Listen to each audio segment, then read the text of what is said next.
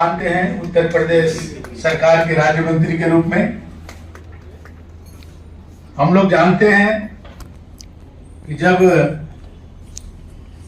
अंग्रेजी शासन का बोलबाला था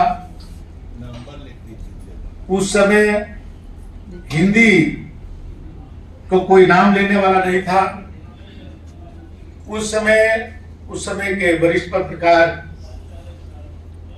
पंडित श्याम कृष्ण शुक्ल जी ने जो उदंत मार्तंड जो उनका अखबार था उसका आज ही के दिन 1826 में उन्होंने शुरुआत की। तब से हम लोग इसको हिंदी दिवस के रूप में मनाते हैं। उन्होंने अपने लेखनी से अंग्रेजों को जिस तरह से पूरे देश के अंदर एक जो है झकझोर करके रख देने वाला काम, क्रांतिकारियों में जो उत्साह भरने का काम किया कि अंग्रेजों को दांत खट्टे हो गए। और बहुत उस समय उन्होंने उस पत्रकारिता जो हिंदी की शुरुआत हुई थी उसको कुचलने का अंग्रेजों ने बहुत प्रयास किया। लेकिन मैं आज कह सकता हूं कि आज उसी के कारण आज हम लोग आजाद भारत में आज हम लोग जो है सांस ले रहे हैं। ये उन लोगों की देन थी, उस समय की जो पत्रकारिता जिन्होंने अपने कलम को तोड़ दिया इस देश को आजादी दिलाने के लिए। और समय समय पर जब भी इस देश पर कोई भी ऐसी चुनौती आई है तो हमारे देश के पत्रकारों ने, साहित्यकारों ने इस देश को अपने आप को कुर्बान करके इस देश की मान सम्मान को बढ़ाने में अपना पूर्ण सहयोग दिया है। और आज हम लोग इसी को आज जो हिंदी दिवस के रूप में यहाँ पर आज वरिष्ठ जनों को सम्मान करके मुझे भी आज बहुत सम्मानित होने का गौरव प्राप्त हुआ। क्योंकि जिन लोगों के मैं बचपन से विद्यार्थी जीवन से जब आज से 35 साल पहले जब मैं विश्वविद्यालय में पढ़ने के लिए आया था उस समय पत्रकारिता जगत के बहुत सम्मानित लोग जो आज जो सम्मानित करने का मुझे अवसर मिला, मैं समझता हूं कि मेरा भी जीवन धन्य हो गया कि ऐसे लोगों को सम्मान करने का श्याम कुमार जी ने मुझे भी अवसर दिया। और किसी भी व्यक्ति के जीवन में मैं तो ये समझता हूं, मैंने तो कई बार इसको महसूस किया है कि पत्रकारिता में बहुत ताकत होती है। और हम लोग तो विश्वविद्यालय में पढ़ते हैं और राजनीति में जब से आए कई बार ऐसी स्थिति आई कि हम लोग राजनीति में शून्य हो गए। लेकिन ये पत्रकारिता की कलम ही है कि फिर से जो है आप सबने मुझे साहस दिया और फिर से मैं अपने पैरों पर खड़ा हुआ, जिसके कारण फिर से मैं राजनीति में भी जो है एक आत्मविश्वास पैदा हुआ। उसमें सबसे बड़ी भूमिका आप सबकी रही है। और मैं तो देखा हूँ कि मैं आज नहीं है इस दुनिया में सुभाष मिश्रा जी, मैं जब विद्यार्थी था तो मेरे बारे में उन्होंने कई मेरे इंडिया टुडे के उस समय वो लिखा करते थे। तो एक बार लिख दिए कि ये लातों की गुरुदक्षिणा, मेरे उसमें उन्होंने एक स्टोरी बना दी। फिर एक बार और बना दिए कि कलम और दाऊद की जगह बम और बंदूक। तो उस समय विश्वविद्यालय में सब ऐसे माहौल चल रहा था। तो हमारी उनसे कभी मुलाकात नहीं थी। और एक सुशील पांडे आजकल प्रोफेसर है बीबीयू यूनिवर्सिटी में यहीं पे, वो हमारे साथ पढ़ते थे।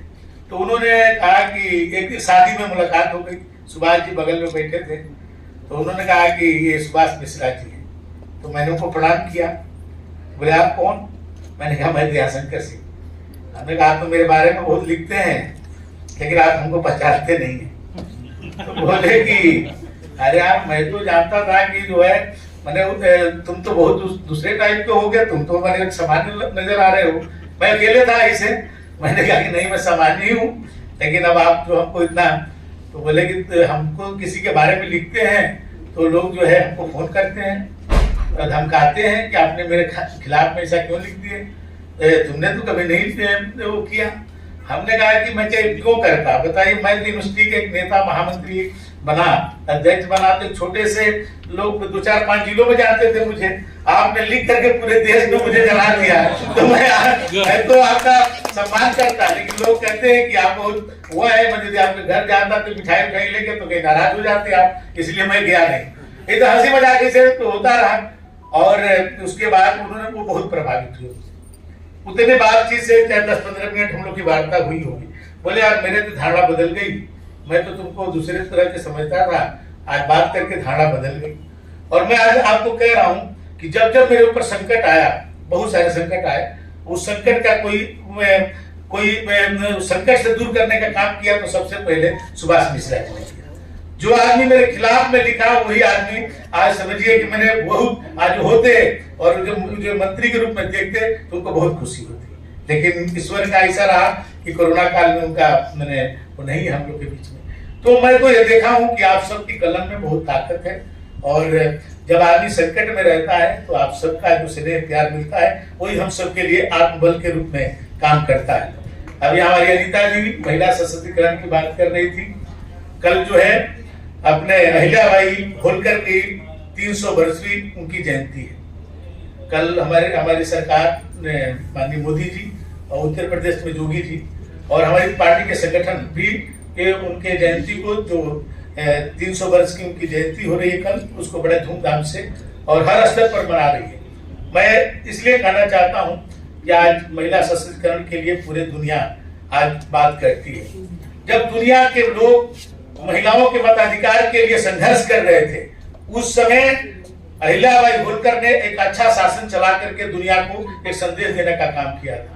उस समय यहाँ पर औरंगजेब हमारे मंदिरों को जो ध्वस्त कर रहे थे और उस मंदिरों को जीर्णोद्धार करने का काम कोई किया तो अहिल्याबाई होलकर जी ने किया था। उस समय किसानों के उपज को दुगुना कैसे किया जाए, उनके लिए सिंचाई की व्यवस्था, उनके महिलाओं की सेना बना करके एक महिला सशक्तिकरण का काम उन्होंने किया। मैंने जब दुनिया महिलाओं के बारे में बहुत गलत ख्याल रखती थी, उस समय भारत में आज से 300 वर्ष पहले जो है अहिल्याबाई होलकर ने एक अच्छा शासन चला करके एक संदेश जो है दुनिया में देने का काम किया। तो भारत में सदैव महिलाओं का सम्मान होता रहा है। जो अहिल्याबाई होलकर जी ने किया था उसको आगे बढ़ाने का काम आज मोदी जी कर रहे हैं। चाहे बाबा विश्वनाथ का मंदिर हो, चाहे राम मंदिर हो, चाहे केदारनाथ का मंदिर। आप आज देखिए कितना बड़ा केदारनाथ का मंदिर, आज पहाड़ों में वहां जाने में कितना दिक्कत होती है। आज से 300 वर्ष पहले जाके उस मंदिर को उन्होंने बनाया था। तो कितना बड़ा हमारे यहाँ महिलाओं का सम्मान था। आज फिर से मोदी जी देखिए विधानसभा लोकसभा में भी महिलाओं का आरक्षण दे करके महिला सशक्तिकरण को आगे बढ़ाने का काम कर रहे हैं। तो इसलिए भारत में सदैव महिलाओं का सम्मान होता रहा है और आगे भी। मैं क्योंकि भाई दुर्गा जी, लक्ष्मी जी और सरस्वती जी, आदमी क्या चाहता है, मैंने ताकत चाहता है कि विद्वान बन जाए, लक्ष्मी मैंने पैसे वाले हो जाए, लेकिन सबकी देवी कौन है? तो ये तो नारी शक्ति ही है। तो भारत में तो सदैव नारी शक्ति का सम्मान रहा है और आगे भी रहेगा। आप सब ने मुझे बुला करके मुझे गौरवान्वित होने का अवसर दिए और श्याम कुमार जी ने कहा मेरे लिए तो सौभाग्य की बात होगी कि आप उस पर अभी मैं आया था तो मैंने कहा था, आपने उस दिन बहुत जल्दी में कार्यक्रम आयोजित हुआ था, फिर भी कुछ लोग घर पे पहुंचे थे, बहुत लोग नहीं पहुंच पाए थे। आप डेट निश्चित कर लीजिए, जिस दिन आप हमको बता दीजिए, हमारे घर पे आएंगे तो हमारा घर भी इससे गौरवान्वित होगा। आप सब आए वहां पर, हम स्वागत के लिए वहां पर हर तरह से तैयार रहेंगे। आप सबने अवसर दिया, बहुत बहुत धन्यवाद।